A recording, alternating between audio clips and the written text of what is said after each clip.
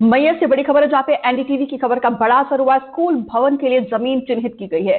13 साल के बाद जमीन चिन्हित की गई है। कलेक्टर के निर्देश पर एसडीएम पहुंची है। पेड़ के नीचे चल रहा था प्राथमिक स्कूल। 1 अप्रैल को एनडीटीवी ने इस खबर को बहुत ही प्रमुखता से दिखाया था।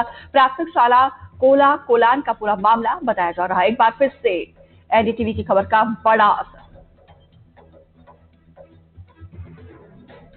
मैहर में एनडीटीवी की खबर का बड़ा असर देखने को मिला है।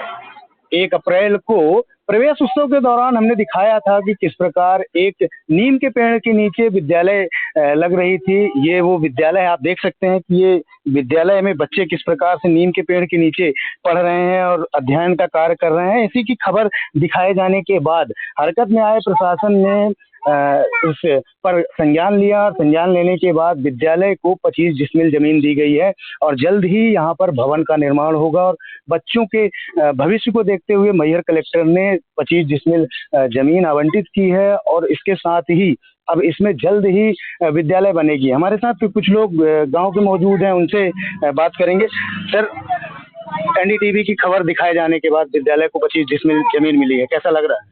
एनडीटीवी के माध्यम से मैं प्राथमिक शाला बड़ाईटुमा में कोलाम बड़ाईटुमा में टीचर हूँ, जहाँ पर 1 अप्रैल के दिन जब इंटरव्यू लिया यहाँ विद्यालय का देखा गया, तो उनके माध्यम से एनडीटीवी के माध्यम से जो प्रयास किया गया वो बहुत ही सार्थक रहा। मैं बहुत ही आभार एनडीटीवी को प्रदान करता हूँ कि जिनके अथक प्रयास के माध्यम से विद्यालय के लिए जमीन भी प्राप्त हो गई और कलेक्टर महोदय ने स्वीकृति प्रदान कर दी है और मैं इनके लिए बहुत धन्यवाद। कुछ ग्रामीण भी मौजूद हैं, उनसे भी बात करेंगे। 1 तारीख को हमने आपसे बात की थी और भरोसा दिलाया था कि हम प्रयास करेंगे कि विद्यालय को भवन मिले और विद्यालय सही जगह व्यवस्थित तरीके से लगे। अब 25 डिसमिल जमीन जो है तो मिल गई है, कैसा लग रहा है आपको?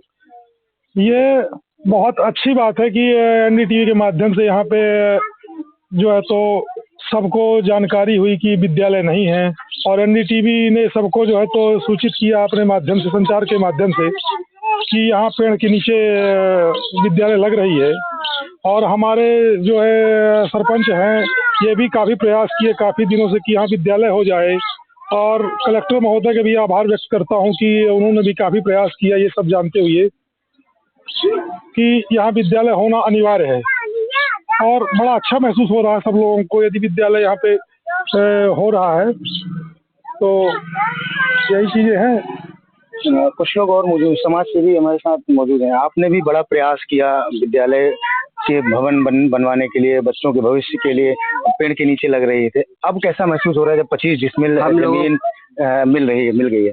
हम लोगों के बीच में तो एक खुशी का माहौल है कि बहुत अच्छा प्रयास के बाद आप लोगों के माध्यम से जो आपने प्रयास किया वो एक सफल प्रयास रहा। इसके लिए एनडीटीवी को हमारे तरफ से बहुत बहुत धन्यवाद।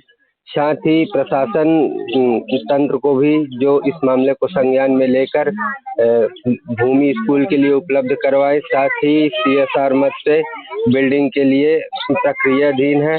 मैं आप सभी लोगों का बहुत बहुत धन्यवाद, आभार प्रकट करता हूं और हमें बड़ा खुशी हुई और यहाँ के लोगों को भी एक बहुत बड़ी खुशी हुई, क्योंकि यह प्रयास अनवरत लगभग 5-6 साल से हम लोगों का चल रहा था। बच्चे अब इस पेड़ के नीचे नहीं पढ़ेंगे, अब बच्चे जल्द ही भवन में, जब भवन बन जाएगा तो भवन में बच्चे वहाँ पढ़ाई करेंगे और अपनी पठन पाठन का कार्य करेंगे।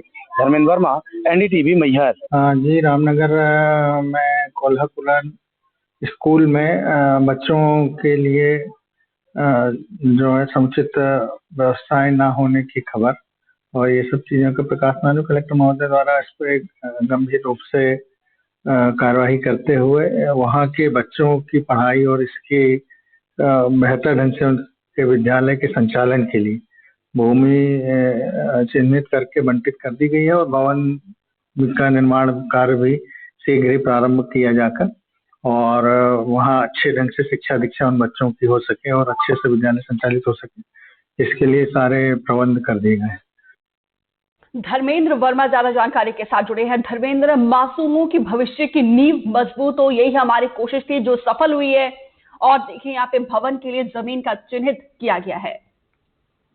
जी बिल्कुल, बताना चाहूंगा कि यहाँ जो है तो कई वर्षों से ग्रामीण जो है प्रयासरत थे, कई आवेदन किए, कई निवेदन किए, लेकिन कोई सुनने वाला नहीं था। फिर हमने प्रवेश उत्सव के दौरान दिखाया था कि किस तरह ये विद्यालय है जो गली गली में चल रहा है, कहीं किसी के घर में चल रहा है, कहीं किसी पेड़ के नीचे।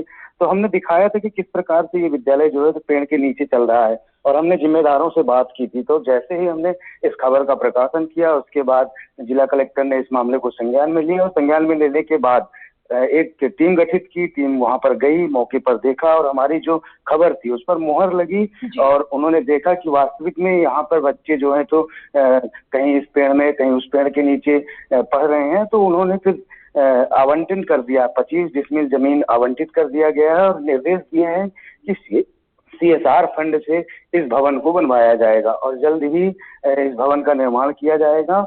और इस बात को लेकर के लोगों ने NDTV को धन्यवाद दिया है, और लोगों में काफी खुशी देखी जा रही है। देखिए, हमारा मकसद भी यही रहता है कि हम लोगों के पास जाएं, लोगों की जो मूलभूत सुविधाएं हैं, समस्याएं हैं, उनको दिखाएं, और NDTV ने अपना फर्ज अदा किया है। और इसके बाद अब आप देख सकते हैं कि किस प्रकार लोगों में खुशी है।